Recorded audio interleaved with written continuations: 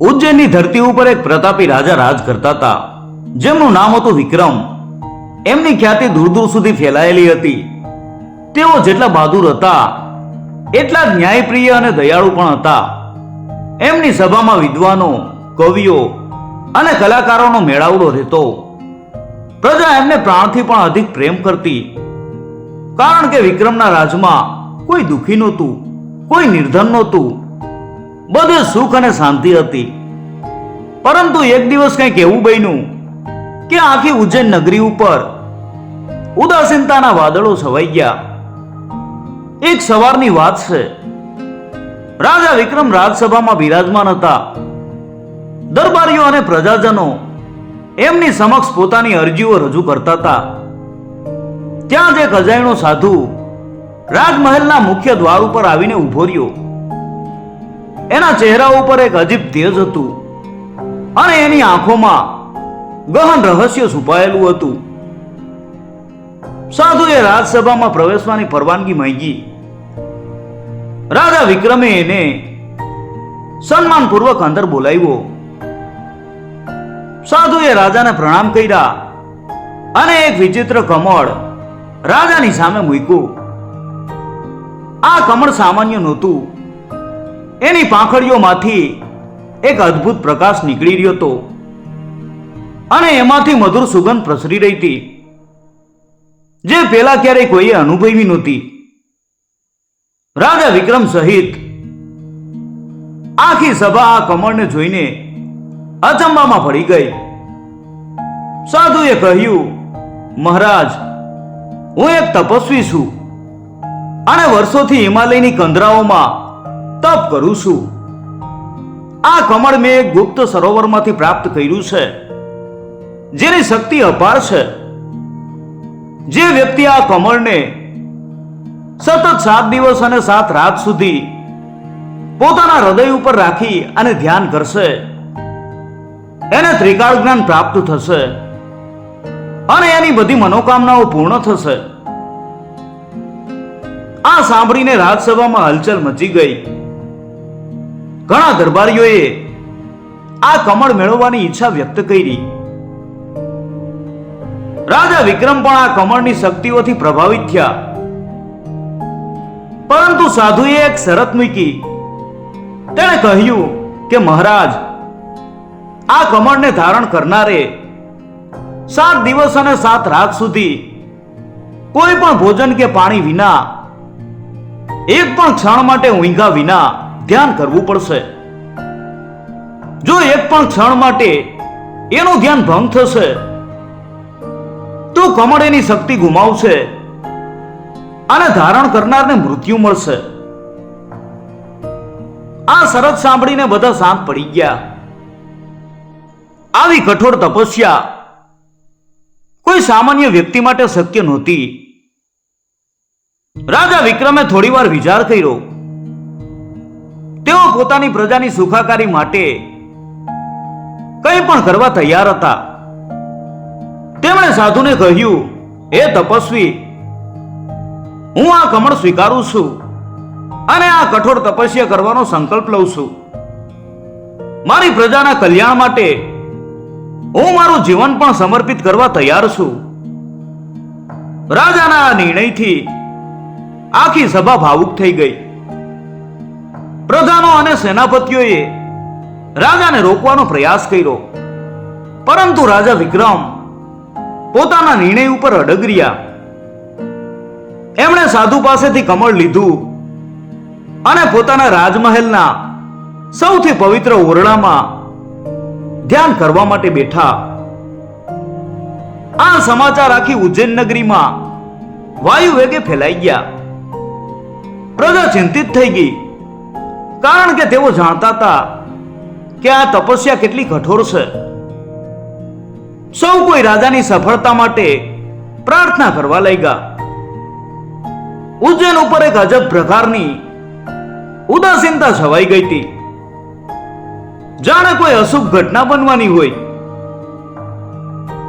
રાજાએ પોતાની આંખો બંધ કરી અને કમળને પોતાના હૃદય ઉપર મૂકીને ધ્યાન શરૂ કર્યું. કમળમાંથી નીકળતો દિવ્ય પ્રકાશ આખા ઓરડાને પ્રકાશિત કરી રહ્યો હતો. રાજા વિક્રમે ધ્યાન શરૂ કર્યું. પેલો દિવસ વીતી ગયો. રાજા અડગ હતા. એમની આંખો બંધ હતી અને એમનો શ્વાસ ધીમો અને સ્થિર હતો. કમળમાંથી નીકળતો પ્રકાશ એમના ચહેરા ઉપર દિવ્યતા ઉમેરી રહ્યો હતો. રાજમહેલના દ્વાર ઉપર પ્રધાનો અને સેનાપતિઓ સતત ચોકી પહેરો ભરી રહ્યા હતા, જેથી કોઈ પણ પ્રકારનો અવરોધ ન આવે. પ્રજા પણ રાજમહેલની આસપાસ એકઠી થઈ ગઈ હતી. રાજાના કલ્યાણ માટે પ્રાર્થના કરી રહી હતી. બીજો દિવસ પણ વીતી ગયો. રાજાના શરીરમાં કોઈ હલનચલન નહોતું. એમની એકાગ્રતા અદ્ભુત હતી. પરંતુ રાત્રિના સમયે કંઈક વિચિત્ર બન્યું. અચાનક જ રાજમહેલની દિવાલો ઉપર વિચિત્ર પડછાયા દેખાવા લાગ્યા. ભયાનક અવાજો સંભળાવા માંડ્યા. જાણે કોઈ અદ્રશ્ય શક્તિ રાજાના ધ્યાનને ભંગ કરવાનો પ્રયાસ કરી રહી હોય. ચોકીદારો ભયભીત થઈ ગયા, પરંતુ તેઓ પોતાની જગ્યા ઉપર અડગ રહ્યા. ત્રીજો દિવસ આવ્યો. વાતાવરણ વધુ ગંભીર બન્યું. રાજમહેલની બહાર વાવાઝોડું શરૂ થઈ ગયું. વીજળીના કડાકા અને ભયાનક પવન રાજાની કસોટી કરી રહ્યો હતો. પરંતુ રાજા વિક્રમ વિચલિત ન થયા. એમની એકાગ્રતા અખંડ રહી. એમના હૃદય ઉપર રાખેલું કમળ વધુ તેજસ્વી બની ગયું હતું. જાણે તે બાહ્ય શક્તિઓનો સામનો કરી રહ્યું હોય. ચોથા દિવસની સવાર હતી. વાવાઝોડું શાંત થઈ ગયું હતું, પરંતુ વાતાવરણમાં એક અજીબ શાંતિ છવાઈ ગઈ હતી, જે ભયાનક હતી. રાજાના ઓરડામાં અચાનક જ ઠંડી વધી ગઈ. દિવાલો ઉપર વિચિત્ર ચિત્રો ઉપસવા લાગ્યા, જે રાજાને ડરાવવાનો પ્રયાસ કરી રહ્યા હતા. રાજાને પોતાના ભૂતકાળના પ્રસંગો હવે યાદ આવવા લાગ્યા. એમની પ્રિય પત્ની, એમના પુત્રો, એમનું રાજ્ય, બધું જ એમની નજર સામે તરવા લાગ્યું. આ માનસિક દબાણ હતું, જે રાજાને એમની તપસ્યામાંથી વિચલિત કરવાનો પ્રયાસ કરી રહ્યું હતું. છતાં રાજાની આંખો બંધ રહી અને એમનું ધ્યાન અડગ રહ્યું.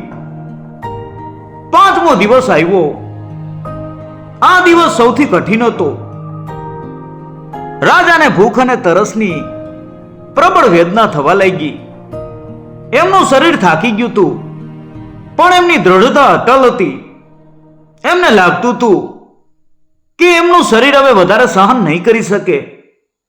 પરંતુ તેમણે પોતાના મનને મજબૂત રાખ્યું.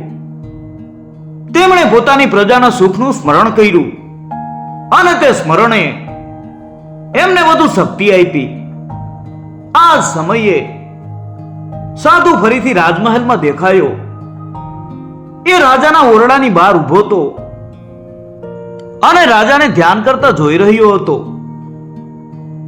એના ચહેરા ઉપર એક રહસ્યમય સ્મિત હતું. એણે કોઈને કંઈ કીધું નહીં અને થોડી વાર પછી અદ્રશ્ય થઈ ગયો. છઠ્ઠા દિવસની રાત હતી. રાજાનું શરીર હવે અત્યંત દુર્બળ બની ગયું હતું. એમનો શ્વાસ પણ અતિ ધીમો પડી ગયો હતો. પરંતુ કમળ હજુ પણ તેજસ્વી હતું અને તે રાજાને જીવંત રાખી રહ્યું હોય એમ લાગતું હતું. આ સમયે રાજાને એક દ્રશ્ય દેખાયું. એમને લાગ્યું કે એમનો રાજમહેલ આગની જ્વાળાઓથી ઘેરાઈ ગયો છે અને એમની પ્રજા ચીસો પાડી રહી છે. આ દ્રશ્ય એટલું વાસ્તવિક હતું કે રાજાનું મન વિચલિત થવા લાગ્યું. પરંતુ તરત જ તેમણે પોતાની જાતને સંભાળી લીધી. એમને યાદ આવ્યું કે આ બધું માયા છે, એમની તપસ્યાને ભંગ કરવા માટેનો આ પ્રયાસ છે. તેમણે પોતાની આંખો વધુ મજબૂતીથી બંધ કરી અને ધ્યાન ચાલુ રાખ્યું. એમની દ્રઢતા જોઈ અને દેવતાઓ પણ પ્રસન્ન થયા. છઠ્ઠા દિવસની રાત અત્યંત કપરી હતી. રાજા વિક્રમ ભૂખ અને તરસથી પીડાઈ રહ્યા હતા. એમનું શરીર ક્ષીણ થઈ ગયું હતું, છતાં એમનું મનોબળ હજી અખંડ હતું. એમને લાગતું હતું કે જાણે એમના શરીરનું દરેક અંગ જવાબ આપી રહ્યું હોય. પણ એમનું મન દ્રઢ હતું. કમળમાંથી નીકળતો પ્રકાશ સતત એમને શક્તિ આપી રહ્યો હતો. આ રાત્રિ દરમિયાન રાજાના ધ્યાનને ભંગ કરવા માટે અવનવા પ્રપંચો રચાયા. પેલા તો એમને ભયાવહ અવાજો સંભળાયા, જાણે સેંકડો ભૂત પ્રેત એમને ઘેરી વળ્યા હોય. પછી એમના પ્રિયજનોના રડવાના અવાજો સંભળાયા, જે તેમના હૃદયને વિંધી રહ્યા હતા. તેમને લાગતું હતું કે એમની પત્ની અને પુત્રો એમને બોલાવી રહ્યા છે, મદદ માંગી રહ્યા છે. આ બધા અવાજો એટલા વાસ્તવિક લાગતા હતા કે કોઈ પણ સામાન્ય વ્યક્તિનું ધ્યાન તૂટી જાય. પરંતુ રાજા વિક્રમ જાણતા હતા કે આ બધી માયા છે. તેઓ પોતાના મનને સમજાવી રહ્યા હતા કે આ પરીક્ષા છે અને તેમણે આ પરીક્ષામાં પાસ થવું જ પડશે. તેમણે પોતાના હૃદય ઉપર રાખેલા કમળ ઉપર ધ્યાન કેન્દ્રિત કર્યું અને તમામ ભ્રમણાઓને દૂર કરવાનો પ્રયાસ કર્યો. કમળનો પ્રકાશ વધુ તેજસ્વી બન્યો અને અવાજો ધીમે ધીમે શાંત પડ્યા. જ્યારે રાજા વિક્રમે આ ભયાવહ અવાજો ઉપર વિજય મેળવ્યો, ત્યારે એક નવો પ્રપંચ શરૂ થયો. રાજાના ઓરડામાં સુગંધિત ફૂલોની વર્ષા થવા લાગી. મધુર સંગીત સંભળાવા માંડ્યું. સુંદર અપ્સરાઓ એમના ધ્યાનને ભંગ કરવા માટે નૃત્ય કરવા લાગી. આ દ્રશ્યો એટલા મોહક હતા કે કોઈ પણ સંયમીનું ધ્યાન પણ વિચલિત થઈ જાય. પરંતુ રાજા વિક્રમે પોતાની આંખો બંધ રાખીને પોતાની એકાગ્રતા જાળવી રાખી. એમણે જાણ્યું કે આ બધી લાલચ છે અને તેમને તેના ઉપર વિજય મેળવવો પડશે.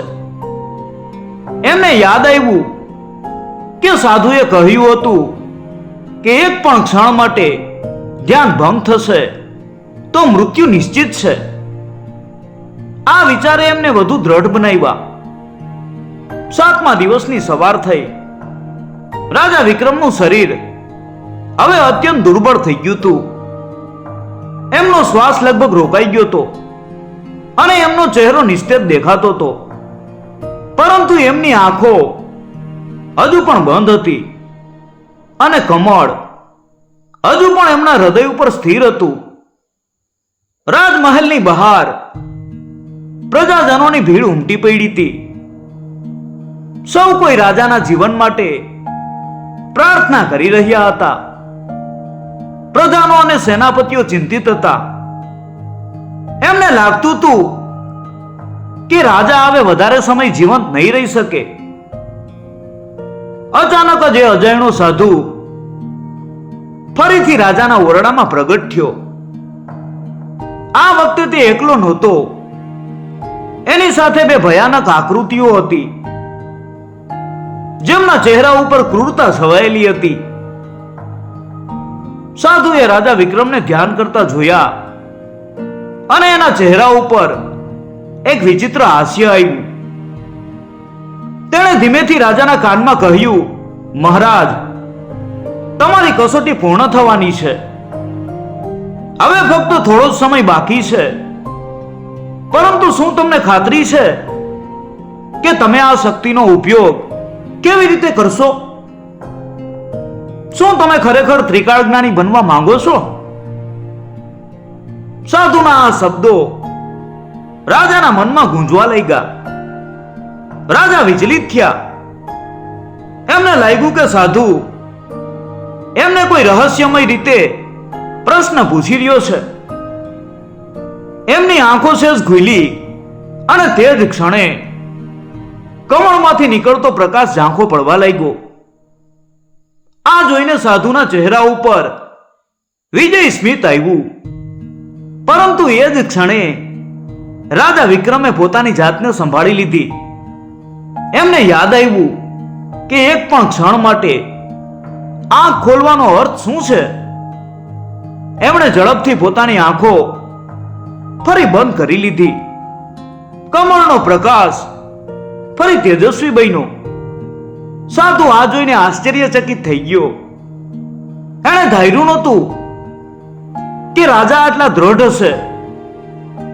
એ ગુસ્સામાં કંઈક બોલવા જઈ રહ્યો હતો. ત્યાં જ એક અદ્રશ્ય શક્તિએ એને પાછળ ધકેલી દીધો. સાધુ અને એની બંને આકૃતિઓ ઓરડામાંથી અચાનક અદ્રશ્ય થઈ ગયા. જાણે તેઓ ક્યારેય ત્યાં હતા જ નહીં. ઓરડામાં ફરીથી શાંતિ છવાઈ ગઈ. રાજા વિક્રમ ફરીથી પોતાના ધ્યાનમાં લીન થઈ ગયા. આખી ઉજ્જૈન નગરીએ રાહતનો શ્વાસ લીધો. 7મો દિવસ પૂરો થવામાં હતો. રાજા વિક્રમનું શરીર અત્યંત નિર્બળ બની ગયું હતું, પણ એમની દ્રઢતા અટલ હતી.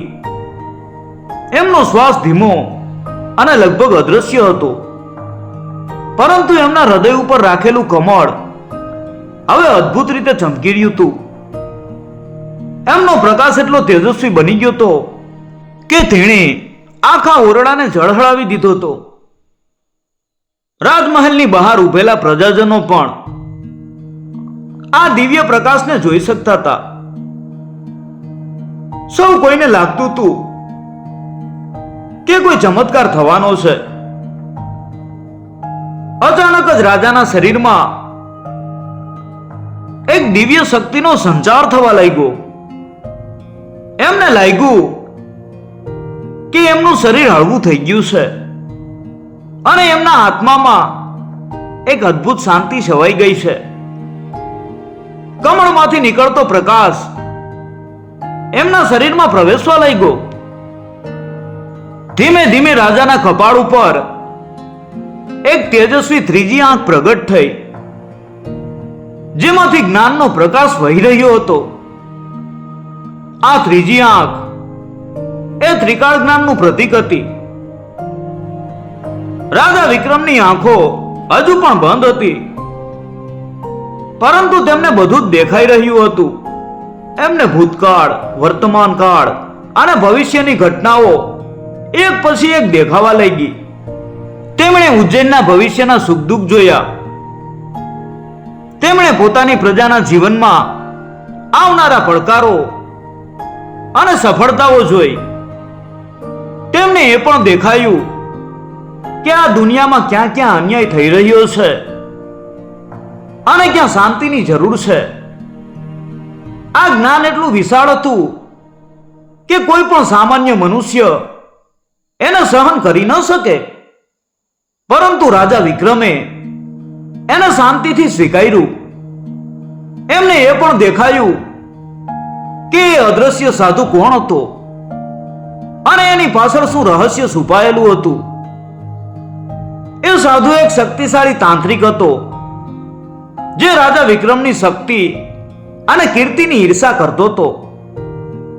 તેણે આ કમળનો ઉપયોગ રાજા વિક્રમને નષ્ટ કરવા માટે કર્યો હતો.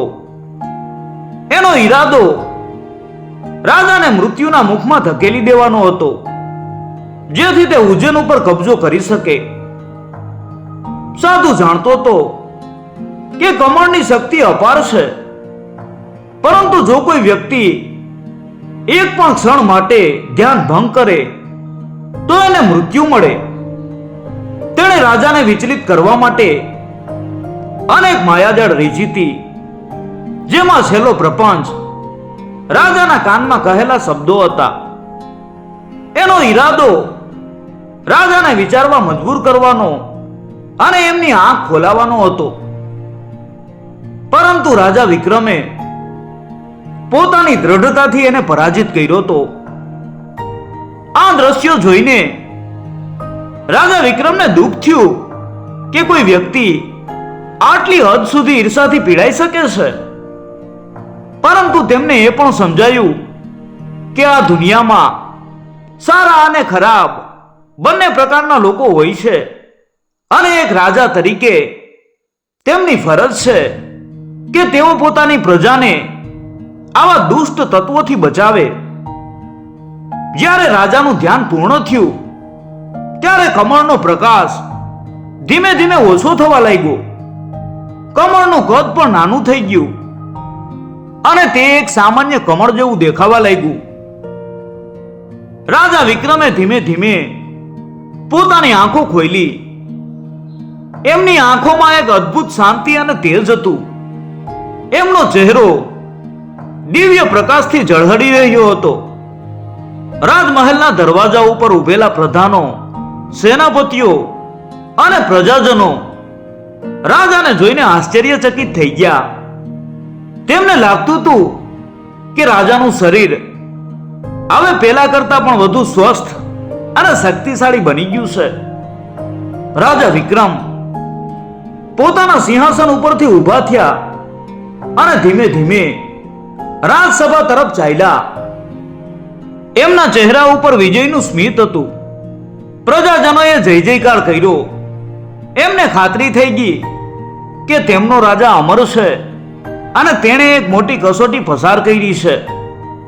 પરંતુ રાજા વિક્રમ જાણતા હતા કે આ તો માત્ર શરૂઆત હતી. એમને હવે ત્રિકાળ જ્ઞાનનો ઉપયોગ કરીને પોતાની પ્રજાનું કલ્યાણ કરવાનું હતું અને દુષ્ટ તત્વોને પાઠ ભણાવવાનો હતો. એમની આંખોમાં એક નવો સંકલ્પ દેખાઈ રહ્યો હતો. રાજા વિક્રમે ત્રિકાળ જ્ઞાન પ્રાપ્ત કર્યા પછી એમનું રાજ વધુ સમૃદ્ધ અને ન્યાયી બન્યું. એમને હવે ભવિષ્યની ઘટનાઓનું પણ પૂર્વાનુમાન થતું હતું, જેના કારણે તેઓ કોઈ પણ આપત્તિનો સામનો કરવા માટે હંમેશા તૈયાર રહેતા હતા. તેઓ પોતાની પ્રજાના દુઃખને પહેલાથી જ પારખી લેતા અને તેને દૂર કરવા માટેના ઉપાયો કરતા.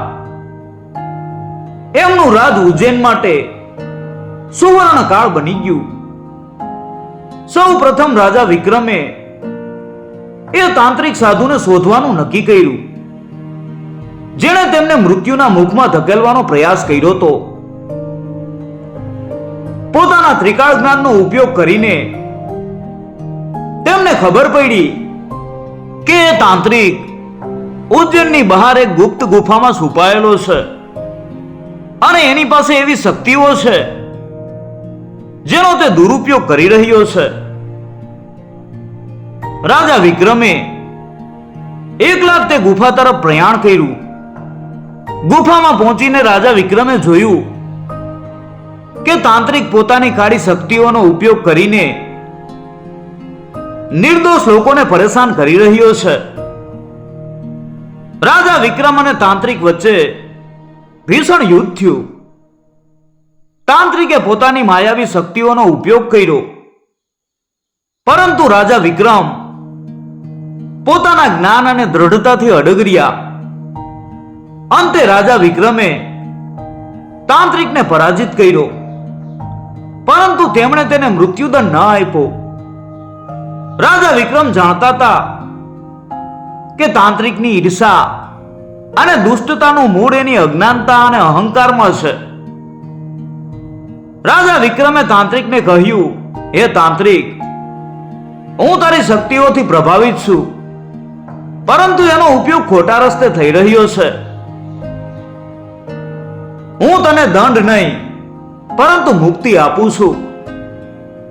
તને તારી ભૂલનો અહેસાસ થાય અને તું સત્કર્મ કરે.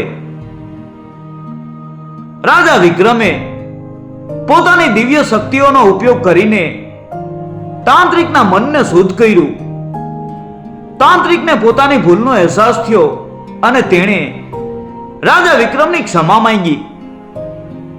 તેણે પોતાની તમામ કાળી શક્તિઓનો ત્યાગ કર્યો અને રાજાના ચરણોમાં પડી ગયો. રાજા વિક્રમે એને ઉઠાડ્યો અને એને સારા માર્ગે ચાલવા માટે પ્રેરણા આપી. તાંત્રિક પછીથી એક સારો માણસ બન્યો અને તેણે પોતાનું બાકીનું જીવન લોક સેવામાં વિતાવ્યું. આ ઘટના પછી રાજા વિક્રમની ખ્યાતિ વધુ વધી. લોકો એમને દેવતા સમાન માનવા લાગ્યા. રાજા વિક્રમે પોતાના ત્રિકાળ જ્ઞાનનો ઉપયોગ પ્રજાના કલ્યાણ માટે કર્યો. તેઓ ખેડૂતોને સારા પાક માટે સલાહ આપતા, વેપારીઓને નુકસાનથી બચાવતા અને ગરીબોને મદદ કરતા.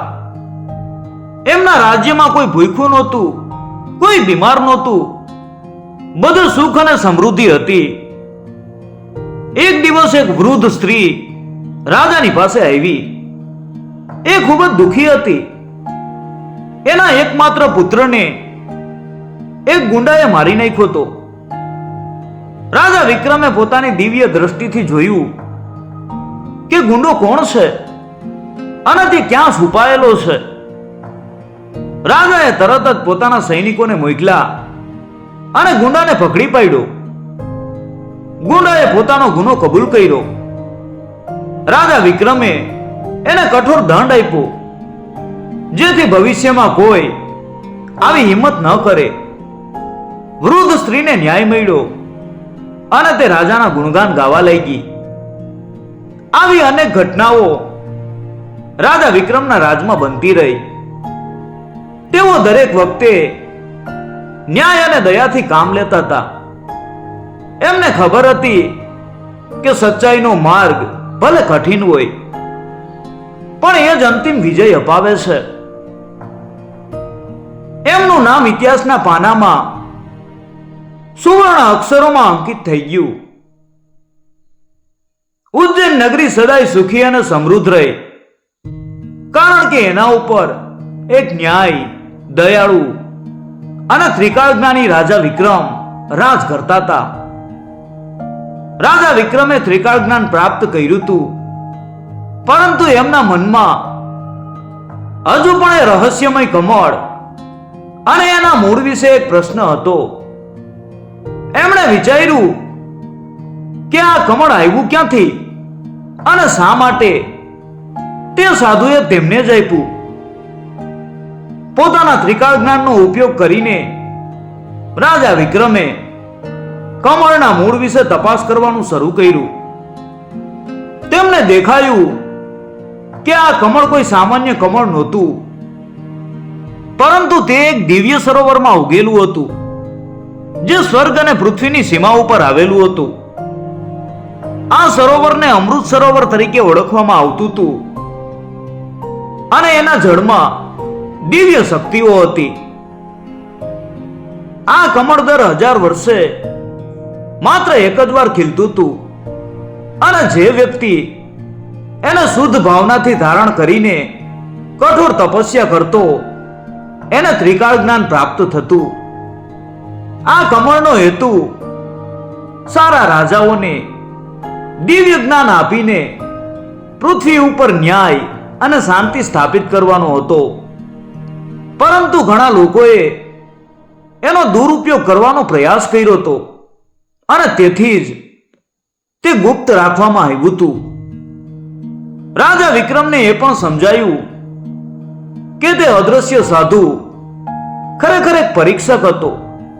તે કોઈ દુષ્ટ તાંત્રિક નહોતો, પરંતુ એક દિવ્ય દેવદૂત હતો, જેણે રાજા વિક્રમની પરીક્ષા લીધી હતી. એના તમામ પ્રપંચો અને માયાજાળ ફક્ત રાજાની દ્રઢતા, એકાગ્રતા અને દયાની ભાવનાને ચકાસવા માટે હતા. જ્યારે રાજા વિક્રમે એ તાંત્રિકને પરાજિત કર્યો, ત્યારે તેને મૃત્યુદંડ આપવાના બદલે દયા બતાવી અને એને માફ કરી દીધો. ત્યારે તે સાધુને ખાતરી થઈ ગઈ કે રાજા વિક્રમ આ દિવ્ય શક્તિને લાયક છે. એટલા માટે જે સાધુ અચાનક અદ્રશ્ય થઈ ગયો, એ ફક્ત રાજાની અંતિમ કસોટી લઈ રહ્યો હતો.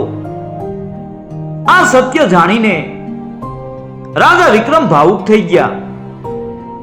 એમને સમજાયું કે ભગવાન હંમેશા સાચા અને દયાળુ લોકોની પરીક્ષા લે છે અને જેવો તે પરીક્ષામાં પાસ થાય છે તેમને દિવ્ય શક્તિઓ પ્રાપ્ત થાય છે. રાજા વિક્રમનું હૃદય કૃતજ્ઞતાથી ભરાઈ ગયું.